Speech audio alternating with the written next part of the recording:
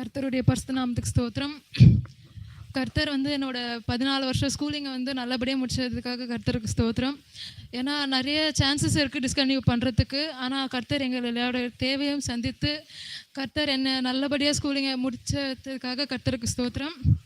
அப்புறம் வந்து 10th நல்லபடியாக எனக்கு 10th நல்லா தமிழே படிக்க வந்தது. அதுவும் பாஸ்டரம்மானால தான். பிகாஸ் போர்டு எக்ஸாம் எழுதுறதுக்கு முன்னாடி 2 weeks or 1 week நினைக்கிறேன், பாஸ்டரம்மா வந்து எனக்கு தமிழ் அப்படியே சொல்லிக் கொடுத்தாங்க. அது வந்து ஆண்டவரே எனக்கு சொல்லிக் கொடுத்த மாதிரி இருந்தது. பிகாஸ் எனக்கு அறிவே கிடையாது. ஆக்சுவலி எனக்கு அறிவே கிடையாது, எனக்கு ஞானமும் கிடையாது. எல்லா நாலேஜுமே வந்து ஆண்டவர்கிட்ட அந்த மட்டும்தான் வந்தது. என்னோட அறிவு எதுவுமே இல்லை. பிகாஸ் நான் டாப்பரும் இல்லை, ஒரு சொன்ன மாதிரி ஒரு ஆவரேஜ் ஸ்டூடெண்ட்ஸ் தான் நான். அப்போதுலேருந்து பாஸ்டரம்மா சொல்லி கொடுத்துருந்து இப்போ வரைக்கும் ஸ்க்ரீன்லேருந்து பாடுறேன்னா அது எல்லாமே வந்து ஆண்டவர் கொடுத்த ஞானம் தான். எனக்கு தமிழே வராது, ஆனால் இருந்தாலும் அது ஒரு அதிசயம். பிகாஸ் எனக்கு தமிழ் சொல்லிக் கொடுக்க யாரும் இல்லை, பாஸ்டரம்மா தான் இருந்தாங்க. தனியாக டியூஷன் போனாலும் எனக்கு வராது. பாஸ்டரம்மா கிட்ட போனதுலேருந்து ஆண்டவர்கிட்ட ப்ரேயர் பண்ணதுலேருந்து இப்போ வரைக்குமே எனக்கு தமிழ் வருதுன்னா அது ஆண்டவர் அது ஆண்டவர் செஞ்ச அதிசயம்.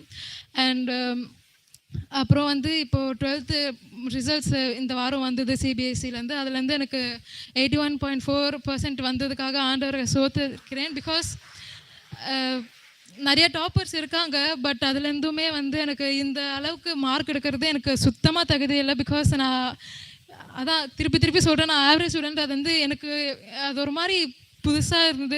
இவ்வளோ பர்சன்டேஜ்லாம் என்னால் வாங்க முடியுமா அப்படின்னா ஆண்டவர் சொன்னார், ஆமாம் என்னால் கொடுக்க முடியும் அப்படின்னு சொன்னார் என் மைண்டில். பிகாஸ் நான் இன்னும் கொஞ்சம் எக்ஸ்பெக்ட் பண்ணேன், பட் ஸ்டில் வரல. அது இருந்தாலும் ஆண்டவருக்கு அப்போ வந்து ஆண்டவர் என்கிட்ட பேசினார், நான் தான் உன்னை உருவாக்குனேன், உன்னை ஃப்யூச்சர் என் கையில் தான் இருக்குது, நீ எதை பற்றியும் கவலைப்படாத, உன் ஃப்யூச்சர் நான் பார்த்துக்கிறேன் அப்படின்னு சொன்னார். இதெல்லாம் ஒரு மார்க், இந்த மார்க்லாம் இந்த பிரச்சனையே இல்லை, எனக்கு தெரியும் உனக்கு என்ன பண்ணணும் அப்படின்னு சொன்னார். ஸோ எல்லாமே ஆண்டவர் பண்ண மகிமை மட்டும்தான். இனிமேலும் என் காலேஜ் சேர போகிறது, அப்புறம் என் ஃப்யூச்சர் எல்லாமே ஆண்டவர் கையில் தான் இருக்குது.